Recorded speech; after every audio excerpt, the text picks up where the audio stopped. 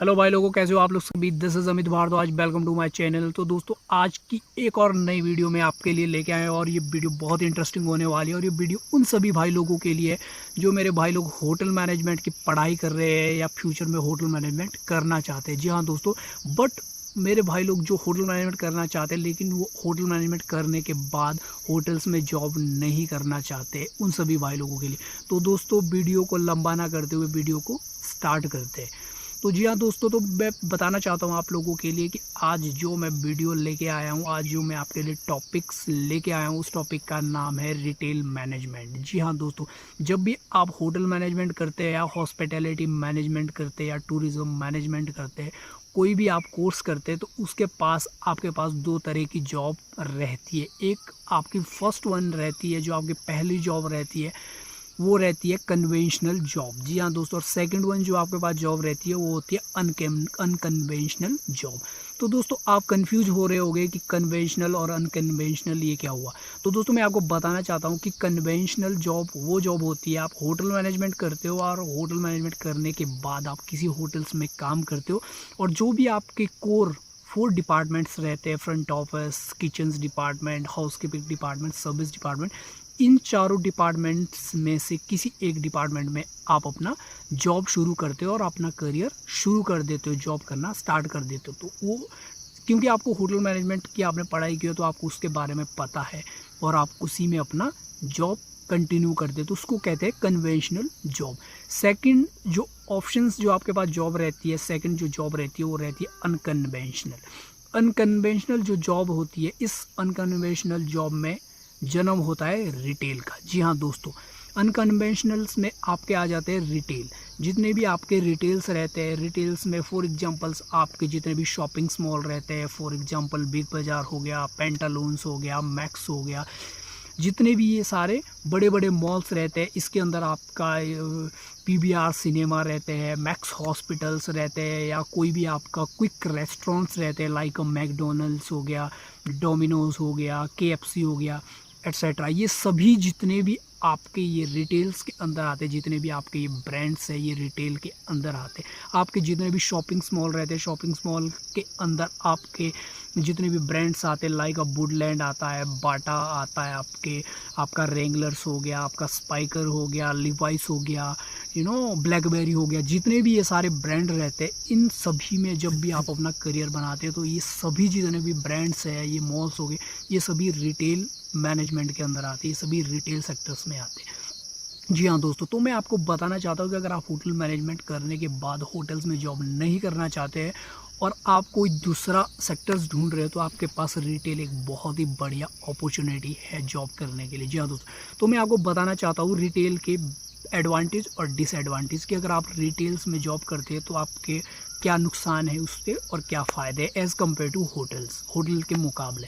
तो दोस्तों, सबसे पहले मैं आपको एडवांटेज बता देता हूँ कि अगर आप रिटेल में काम करते हैं। फर्स्ट जो आपका एडवांटेज, अगर आप रिटेल सेक्टर्स में काम करते हैं तो आपकी जो प्रोफाइल रहती है वो हमेशा हाई रहती है। जी हाँ दोस्तों, अगर आप रिटेल में काम करने जाते हैं, रिटेल्स में आप जॉब करते हैं, तो आपको मोस्टली जो आपकी जो प्रोफाइल रहेगी, आपकी जो डेजिग्नेशन रहेगी वो हाई रहेगी। आपको स्टार्टिंग में एज ए सुपरवाइज़र लिया जाएगा। अगर आपकी थोड़े से भी आपके बेसिक कॉन्सेप्ट अच्छे हैं, आप थोड़ा सा भी आपने अपने स्टडी में ध्यान दिया है, तो आप मैनेजर की पोस्ट पे भी जा सकते हैं अगर आप रिटेल में अपना करियर बनाते हो। तो पहला बेनिफिट्स तो ये था। सेकंड बेनिफिट आपको रिटेल्स में ये मिलेगा कि अगर आप रिटेल में करियर बनाते हैं और रिटेल में आप जॉब करते हैं, तो होटल के कंपैरिजन्स में आपको रिटेल में ज़्यादा सैलरी मिलेगी। जी हाँ दोस्तों, अगर आपकी होटल्स में आपकी स्टार्टिंग सैलरी 10,000 है, तो अगर आप रिटेल में जॉब करते तो रिटेल में आपकी स्टार्टिंग सैलरी 16-17 हज़ार होगी। अगर आपकी होटल्स में 12,000 है तो आपकी रिटेल्स में 18 या 20,000 स्टार्टिंग सैलरी होगी। जी हाँ दोस्तों, तो सेकंड बेनिफिट आपका ये था रिटेल में जॉब करने का। थर्ड जो आपका रिटेल सेक्टर्स में जो बेनिफिट है जॉब करने का, वो ये है कि रिटेल सेक्टर्स में आपका जो मेंटली प्रेशर ज़्यादा होता है, आपका फिजिकल वर्क उतना नहीं रहता है जितना आपका फिजिकल वर्क होटल्स में रहता है, उतना रिटेल्स में नहीं रहता है। तो थर्ड बेनिफिट्स आपके पास ये था। तो दोस्तों अब मैं कुछ डिसएडवांटेज बताना चाहता हूँ रिटेल मैनेजमेंट का, अगर आप रिटेल में करियर बनाते।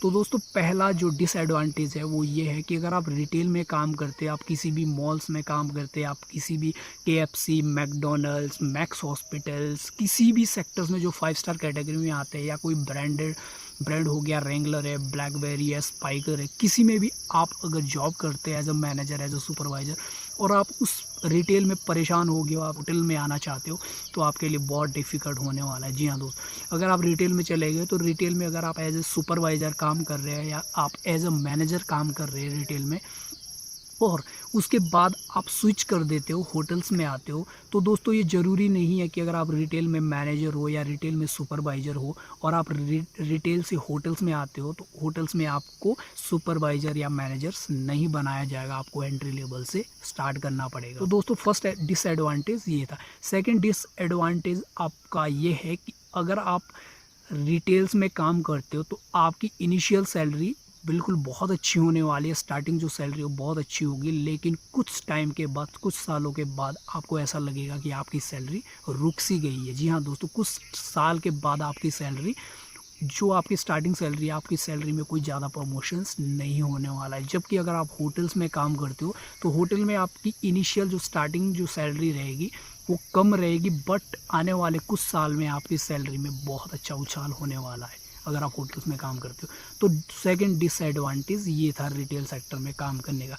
तीसरा जो डिसएडवांटेज है रिटेल में काम करने का वो ये है कि अगर आप रिटेल में काम करते हो तो रिटेल्स में आपका जो है वो जो फिजिकली वर्क उतना ज़्यादा नहीं है जितना होटल्स में रहता है, बट आपका मेंटली प्रेशर्स बहुत ज़्यादा होने वाला है रिटेल में।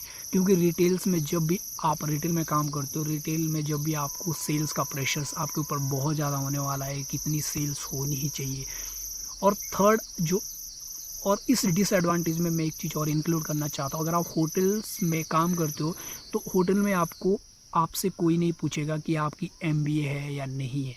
लेकिन अगर आप रिटेल में काम करते हो और रिटेल में आप अपना करियर बनाते हो तो कुछ सालों के बाद आपको ये चीज़ ज़रूर महसूस होने वाली है कि मुझे MBA करना पड़ेगा। जी हाँ दोस्तों, अगर आपने रिटेल सेक्टर में ग्रोथ चाहिए, अगर आपने रिटेल सेक्टर में दूसरे लोगों से आगे निकलना है तो आपको MBA करना ही पड़ेगा, जो कि होटल्स में ऐसा कुछ नहीं। अगर आप होटल्स में आप जाते हो, होटल में आपने होटल मैनेजमेंट किया है ओनली, तो आपसे कोई नहीं पूछने वाला है कि आपने MBA किया हुआ है या नहीं किया हुआ है, आपकी प्रमोशन ईजिली हो जाएगी। तो तीसरा डिसएडवांटेज ये था। तो दोस्तों अब लास्ट एंड फाइनल में मैं आपको बहुत इंटरेस्टिंग चीज़ बताने वाला हूँ इन दोनों सेक्टर्स में से कि रिटेल सेक्टर्स और होटल सेक्टर, इन दोनों में से कौन सा सेक्टर्स अच्छा है, रिटेल अच्छा है या होटल इंडस्ट्री अच्छी है, हमें रिटेल में जॉब करनी चाहिए या होटल्स में जॉब करनी चाहिए। तो दोस्तों अगर दोनों को कंपैरिजंस किया जाए तो ये डिपेंड करता है पर्सन टू पर्सन कि किस बंदे को कौन सा सेक्टर अच्छा लगता है। तो मेरे पॉइंट ऑफ व्यू से अगर मैं अपना पॉइंट ऑफ व्यू बताना चाहूँ, अपने एक्सपीरियंस के अकॉर्डिंग आपको बताना चाहूँ, सजेस्ट करना चाहूँ, तो दोस्तों मैं आपको बताना चाहता हूँ कि अगर आपने होटल मैनेजमेंट किया है या टूरिज्म मैनेजमेंट किया है या हॉस्पिटैलिटी मैनेजमेंट जो भी आपने किया हुआ है, तो मैं आपको सजेस्ट करूँगा कि आपको सबसे पहले 3-4 साल या 2 साल मिनिमम 2 साल तो आपको होटल्स में काम करना ही चाहिए। अगर आप मैक्सिमम 3-4 साल करते हो तो और भी अच्छा है, लेकिन आपको मिनिमम 2 साल तो होटल इंडस्ट्री में काम करना चाहिए। क्योंकि दोस्तों अगर आप 2 या 3 साल होटल में काम करते हो और उसके बाद आप रिटेल में आते हो तो आप रिटेल में बहुत अच्छी पोस्ट पे आओगे, आप डायरेक्ट मैनेजर की पोस्ट में आप काम करोगे और आपके पास होटल इंडस्ट्री का भी एक्सपीरियंस रहेगा और आपको डायरेक्ट जो है वो अच्छी पोस्ट मिल जाएगी। ठीक है, तो दोस्तों अगर आप इन फ्यूचर आप फिर से रिटेल को स्विच भी करना चाहो, आप इन फ्यूचर आप फिर से रिटेल में भी होटल्स में भी जाना चाहो तो भी आपके पास रास्ता रहेगा, क्योंकि आपके पास 3-4 साल का होटल का एक्सपीरियंस है। तो आप फिर से अगर होटल में जाते हो, रिटेल में जॉब करने के बाद आप होटल में जाते हो तो भी आपको अच्छी खासी सैलरी मिलेगी, अच्छी खासी डेजिग्नेशन मिल जाएगी, क्योंकि आपके पास 3-4 साल का एक्सपीरियंस।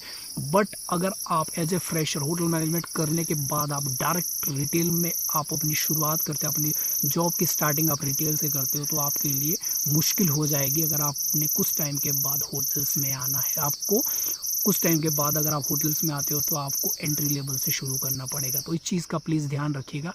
तो आज की मेरी वीडियो इसी टॉपिक पे थी, उन सभी भाई लोगों के लिए जो होटल मैनेजमेंट कर रहे हैं या होटल मैनेजमेंट करना चाहते हैं। तो दोस्तों आज का टॉपिक्स बस यहीं पे समाप्त करते हैं। नेक्स्ट वीडियो मैं आपके लिए बहुत जल्दी देने वाला हूँ, 3-4 दिन में। तो दोस्तों आज के लिए बस इतना ही था। अगर आप मेरे चैनल्स में नए हैं तो प्लीज़ मेरे चैनल को सब्सक्राइब करना, लाइक करना, शेयर करना और प्लीज़ कमेंट ज़रूर करना। और अगर आपको इस वीडियो से कुछ भी सीखने को मिला होगा प्लीज़ इस चैनल को सब्सक्राइब कर देना। तो दोस्तों आज के लिए बस इतना ही, मिलते हैं किसी नेक्स्ट वीडियो में। Bye bye.